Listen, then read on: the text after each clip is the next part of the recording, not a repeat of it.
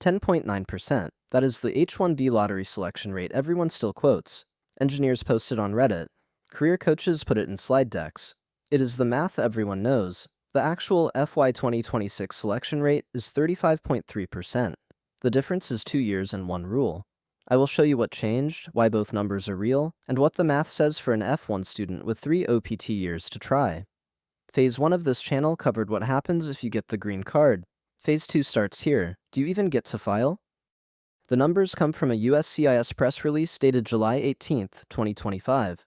Fiscal year 2026. 343,981 eligible registrations. 336,153 unique beneficiaries. 118,660 selected. That divides to 35.3%. For comparison, fiscal year 2024. 780,000 registrations, initial selection rate by registration, 14.2%, final after second round, about 24%.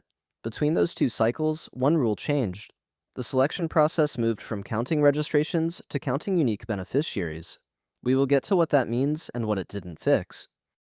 3 things to walk through: the cap structure, the dual shot for master's holders, the cumulative probability if you have 3 OPT years. Number 1. The cap.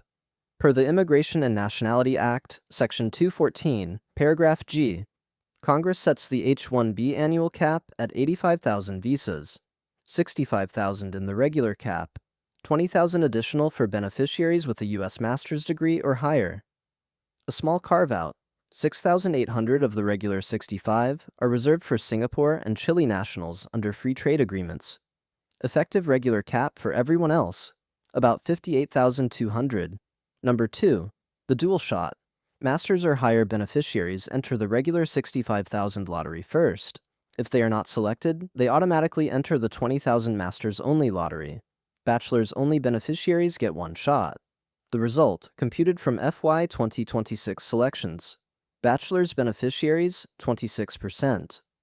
Master's beneficiaries, 46%. The advanced degree exemption is worth about 1.77 times the odds. Number 3. The 5-year shape. FY2022, 43%. FY2023, 26%. FY2024, 14%. The spam peak, when 52% of registrations were for beneficiaries with multiple employers registering them. FY2025, 29%, after USCIS pushed through the beneficiary-centric rule. FY2026, 35%. What broke between 22 and 24? Employer collusion spam. What fixed it in 25? One rule that said each human gets 1 ticket regardless of how many employers register them.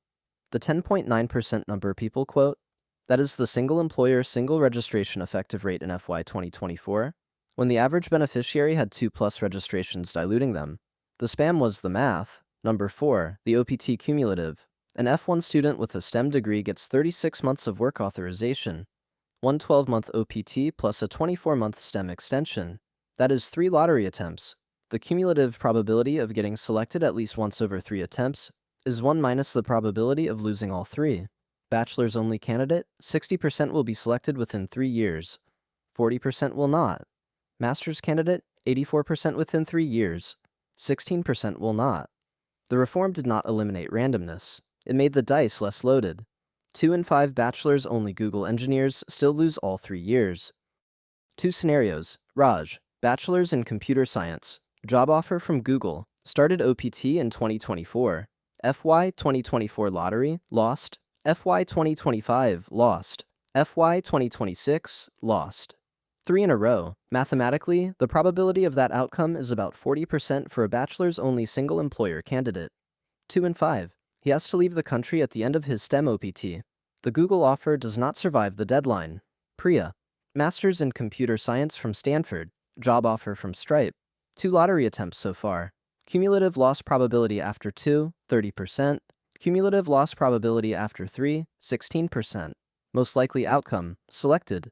Same job market, same employers, same competence. The difference between Raj and Priya is 1 credential and 1 rule that says master's holders get 2 tickets and bachelor's holders get 1. The randomness is the mechanism. The country calls itself a meritocracy. 3 things will matter for what comes next. 1. FY2027 changes the math fundamentally.